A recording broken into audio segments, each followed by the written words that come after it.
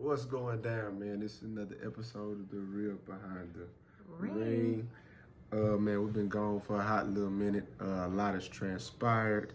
And we got another video talking about everything that's transpired. But today we want to talk about finances. So Yeah. essentially, we haven't had an argument in a while.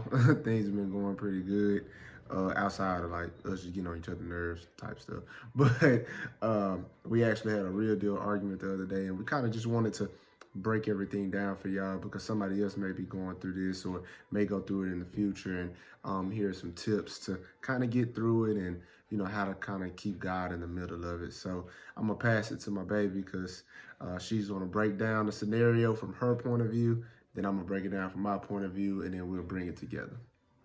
Okay, so we are talking about finances, like he said. And in this relationship, we both are very, very good at saving money, managing our finances. So I just want to preface that before we get into it. But we do look at finances differently. So I am the type where I don't like to owe people any money. I like to pay off all my debt. I don't really like to have payment plans and things of that nature and dragging payments out for a long time. And I also am a planner for the future. So I like to save in a savings account. Justin here, he is also a planner, and he is looking to the future as well, but he doesn't necessarily need to have a savings account to save. He likes to just see a large amount of money in his checking account. And if his checking account gets below a certain number that he's comfortable with, then he wants to pull money from the savings account to put in his checking account. And that is where we disagree. So as he said, the other day we got into a pretty heated argument because, as some of you guys know, or anybody who's watched us on our channel, we recently built a home, and now we have this yard that he has to tend to. And me, as a female, Oh, I have to now. well, yeah. I mean, I think it's still fun for him. I think it's a game, but I don't care about the yard one way or the other. When we were getting everything put together, I told him he could throw mulch in the whole entire front and backyard, and I wouldn't think twice about it. But he is all about having his grass and green grass and, being a man and tending to his yard. So the other day, over the last couple of weeks, he's gone and purchased a few things for the yard: lawnmower, edger, blower, all these things. And he spent a decent amount of money. I think he just wanted to have the fanciest looking toys, but he felt like this is what I need in the long run. It's going to be better because we're not going to have to buy these things again.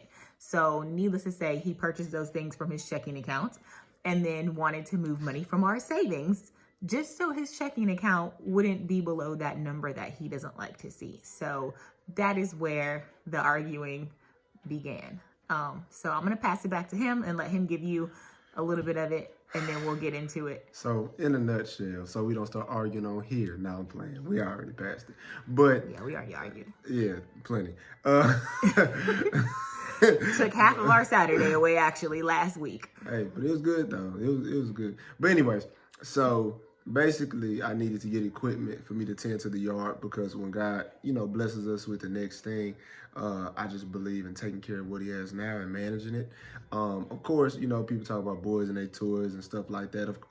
I'll admit, you do want something that is going to last. It is excited to buy stuff and to work on the yard. But what she didn't realize is what I was buying was a necessity. And what I was trying to tell her was is I'm weighing out multiple variables. So I'm looking and I'm saying, okay, can this equipment get transferred with us to our next home? Is this going to last long? I'm thinking about all these different things because I could buy a $200 lawnmower or a $300 lawnmower, which isn't that expensive, and then it could break down. It can be gas. It can, the little pull thing or a tear. A lot of different things can happen, and then you have to spend another $200 to $300. Whereas I can get this electric lawnmower or whatever, and it has great reviews, and it costs about $500, but it's going to last, and then you have to pay for gas and things of this nature. So I did all my research, and I'm showing her, hey, I spent X amount of dollars, but it's going to save us in the long run. So long story short, that wasn't the big problem. Of course, she was a little upset about the money, but hey, we got to spend it.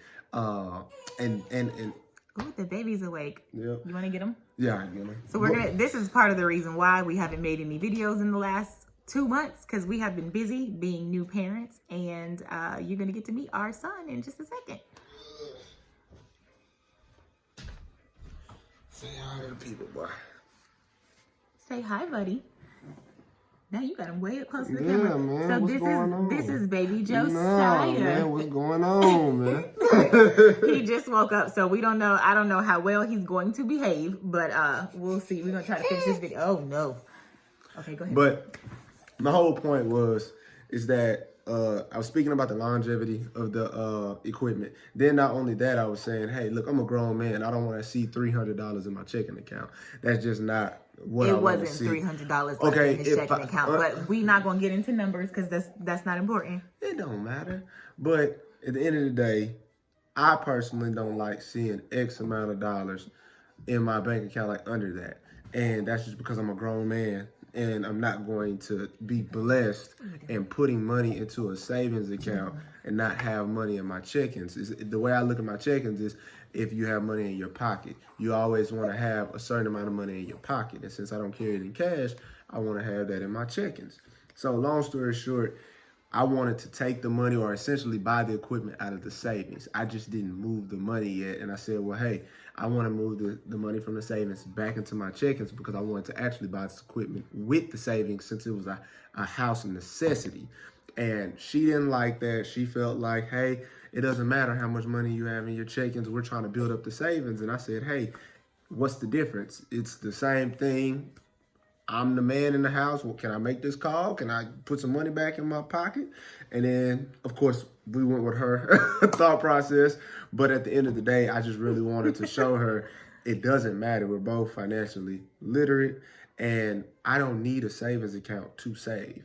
I used to save with a safe in cash. I cashed out all my money and I would keep maybe $10 in my check-ins and savings just to keep it open. But I would use cash. So I'm very good with money. And that's kind of, I feel like, where the offset was. It's her, neither one of our ways was wrong, but she wanted things her way. I wanted things my way. And we kind of had to just go to God with it and kind of come together and say, okay, it really doesn't even matter. Like, this is a redundant argument. This is stupid because at the end of the day, it's the same exact thing. So I had to, as the man, say, baby, if this makes you feel comfortable, because it doesn't matter, then we'll go ahead and put the money, keep the money in the savings, and then, you know, I just won't have X amount of dollars in my checking. And then that's kind of how we solved it. Now, for y'all, it may be different. You know, it's all about compromise. In certain things, she may compromise for me, and then in a lot of things, us as men, we're going to have to compromise for our women, and that's just being real. A lot of women grow up certain ways where, you know, they need security. They need a certain thing given to them. I don't know how to really explain that, and but I will stop there just to say money is security for a lot of people. Yeah. Especially in this time that we're going through right now with COVID. And I know a lot of people may be out of work or going through financial hardships. Money is a source of security for a lot of people. However, for our household, that's not the case. We know that money is just a resource, and we know that our source comes from God. So this wasn't really an issue of a security thing. I just wanted to throw that in right there because the money doesn't bring any type of security whatsoever. The banks can crash and all the money you got in that savings account can be gone tomorrow and you can be left with nothing. So I just want to just make that clear. But in a marriage, finances is a big issue. So it's something that it's important to really talk to your partner about, to the person you're planning on marrying before you guys even enter into a covenant, because financial issues are actually like the #1 cause of divorce with couples. So it's ruining a lot of marriages. So just be mindful of that, because if you have a spender on one end and a saver on the other, or, you know, just different things that come up with finances, it can make for a lot of hardship in your marriage. Yeah. And I mean, when God brings you to something, he'll bring you through it. So at the end of the day, you know, we may talk about a house being built and new baby and all this stuff, but at the end of the day, God brought us to it. So whatever he brings us to, he has to bring us through. So, I mean, if something was to happen with our finances, it really wouldn't phase us. Not because we're just these, so strong believers, which we do believe strong, but it's just because we find our safety or our safe haven in God. And we know that everything that we have has been given from him, not from our doing. Yeah. So he sustains it, not us. We just manage it. But we mainly just wanted to come and tell y'all this because we had a real bad argument about something that really was the same thing. But think about if I was a spender or she was a spender and we were unequally yoked. Yeah. And think about how even bigger the argument could have been. You know what I mean? So we just want to say, make sure y'all are talking about finances in your relationships when you're engaged, way before you even get engaged, all these different things, because once you get married, if you don't have a base of how you guys want to do things, then it can end up really bad. Yeah, but we just wanted to come to y'all really quickly and say hi and talk about finances. As he said, we're going to do another video for you guys. It's probably not going to be today. It may, but within the near future, basically like an update video on what's been going on with us while we've been missing in action for the last 2 months, basically, and how things have been with me working from home already as a work at home mom, and then Justin now working from home because of everything that's happened with COVID, and just how we've been getting along being around each other essentially 24/7. So you guys stay tuned for that. We hope that you guys are blessed and staying safe during this pandemic, and remember to keep God first. Yeah, peace.